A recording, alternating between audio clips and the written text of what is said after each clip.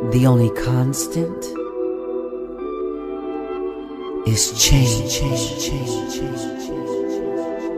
You can change anything. You can change. And everything. You can change your mind. You can change. You can change your heart. You can change your life. Like a butterfly.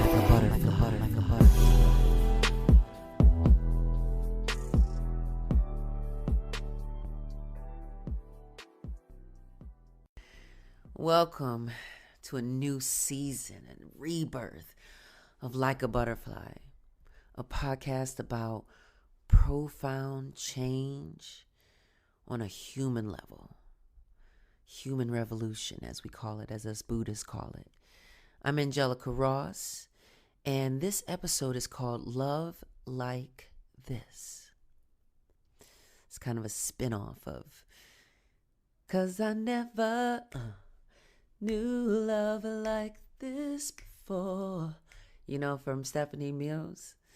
And the Pose Season 2 episode 4 was called Never Knew Love Like This Before. And it was a really big episode. Big things happened in the life of Candy Ferocity. I won't spoil it for anyone. So if you have not seen it, no spoiler alert needed. I won't talk about it. I know that it's not on Netflix yet.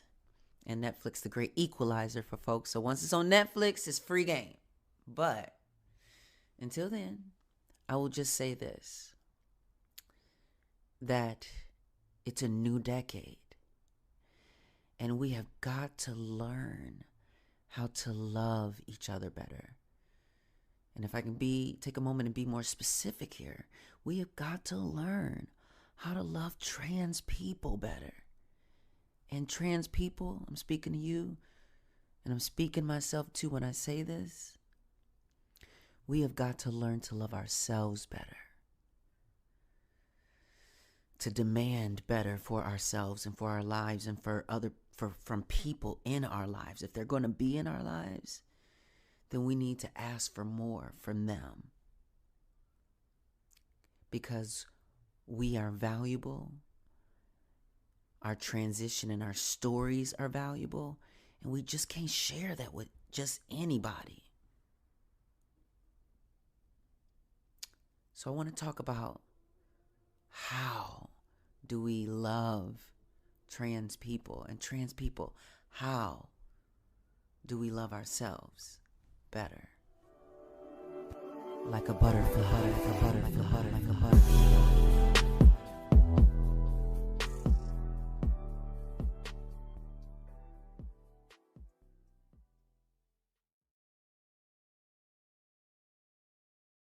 All right, y'all, welcome back. This is the segment I like to call The Spread, where I like to put a little wind beneath the wing of some stories that I feel like need a little bit more airtime. So first off, I want to talk about how amazing it was to have the world's major beauty queens all be Black women. Miss Universe, Miss World, Miss America, Miss USA, Miss Teen USA, and wait a minute. Don't forget, because we've been forgetting, Barbie Giselle, I think that's her name. She won Miss International Queen, which is this trans pageant. And it's the first time a Black girl has won this pageant. She's an amazingly talented, beautiful woman and deserves to be recognized with the rest of these beauty queens. So I think that we need to amplify the fact. And let me actually bring her Instagram up because I just want to make sure that, here it is, that I say her name right. Giselle Barbie Royale. Her Instagram is Giselle Barbie Royale. And so check her out. She's a gorgeous, talented woman, smart, brilliant. I just, of what I've learned and seen about her, I cannot wait to see what she does with her reign. And I just want to encourage the rest of you to, like, anytime we're kind of talking about these stories, like look where we're leaving folks out. Like, so when we're talking about these, I mean, I know everybody's not into these beauty pageants and they're antiquated and they're problematic. And listen, I get it. I get it. I'm a former pageant girl, former not because I, left for some moral reason or anything like that, but formal just because I realized that just wasn't my lane. So when I see these queens come out and like slay and win, it's just amazing. She deserves all the recognition. So congratulations, Giselle Barbie. You are just stunning. In other news, congratulations are in order to Precious Brady Davis and Miles Brady Davis. They welcomed in a beautiful baby girl, Zane Zamaya Ashell Brady Davis. Welcome to the world, girl. And this is just groundbreaking and historic moment where, two black trans parents, a trans man and a trans woman, decide to bring a baby into this world. I'm friends with both of them. I've been friends with both of them for years. I've watched Precious grow into the successful, smart young woman that she is. And I watched as Miles, vowed to make her his wife. And just, I was at the wedding and it was just such a beautiful wedding. And I know that they both rejoiced along with God. Like they're both Christian and their faith is at the center of their relationship. And this is just so beautiful. This is how we love each other as trans people. Like seeing trans people together and realizing we don't need, it's not necessary to have validation from cis people, but that we can find loving relationships with each other. We can procreate with each other. I think this is so beautiful. And I've seen this a couple times with a couple relationships. So, but these are my friends and I want to give them a shout out. So, congratulations again, Precious and Miles. I love you both and I can't wait to see my godchild, I guess. I know I'm probably not the godparent, but listen, I got to get it some kind of title. Like a butterfly, like a butterfly, like a butterfly, like a butterfly.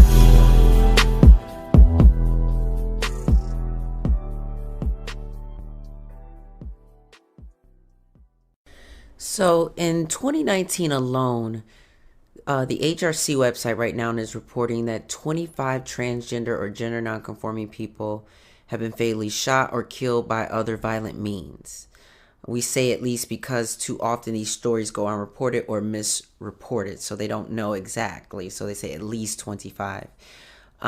So I just want to speak all of those names because, again, this episode is about loving differently. We have to love trans people differently. We have to love not differently, excuse me. Because I really do feel like for some reason, so many folks out there hear that when we're asking for our rights and for to be respected and for quality, that you think that we want something different, like something special. But really, even though we are special, really, we just need to start loving trans people and recognizing them and believing them to be who they say they are, who we say we are. And so Dana Martin, 31, January 6. Ellie Marie Washstock, 38, January 31st. Jazeline Ware, 34, May 31st. Ashanti Carmen, 27, March 30th. Claire Legato, 21, April 15th. Malaysia Booker, 23, May 18th. Michelle Tamika Washington, 40, May 19th. Paris Cameron, 20, May 25th. Chanel Lindsay, I think is how you pronounce it, 26, June 1st. Chanel Skurlock, 23, June 6th. Zoe Spears, 23, June 13th. Brooklyn Lindsay, 32, June 25th. Denali Berry Stuckey, 29, July 20th. Tracy Single, 22, July 30th. Bubba Walker, 55, July 26th. Kiki Fantroy, 21, July 31st. Jordan Colfer, 22, August 4th. Pebbles Ladime, Dime, Doe, 24, August 4th. Bailey Reeves, 17, September 2nd. B. Love Slater, 23, September 4th.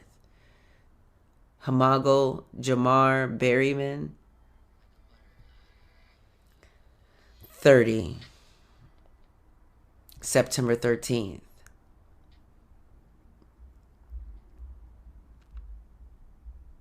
Jamagio Jamar Berryman, 30, September 13th. Itali Marlowe, 29, September 20th. Brianna B.B. Hill, 30, October 14th.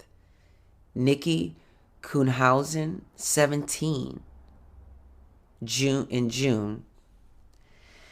It doesn't say the exact date right now. Yahira Nesby, 33, December 19th. Additionally, HRC is deeply concerned about the deaths of Joa Medina, and Layleen Polanco, whose stories we're following closely. And Joa Medina, 25, died in El Paso, Texas. It doesn't say when.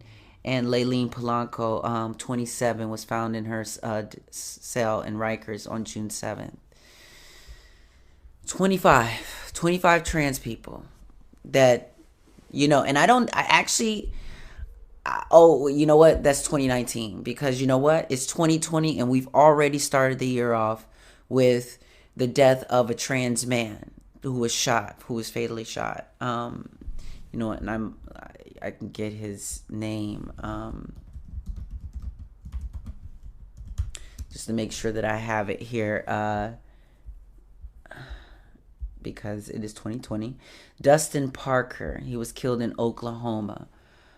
Dustin was, I think, only 25. Yeah, 25 years old.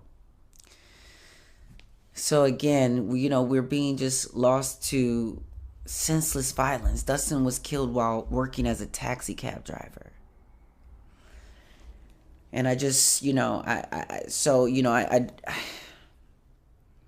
I don't want this to heighten the fears of my people in my community, of, stepping outside their houses and working and doing honest work.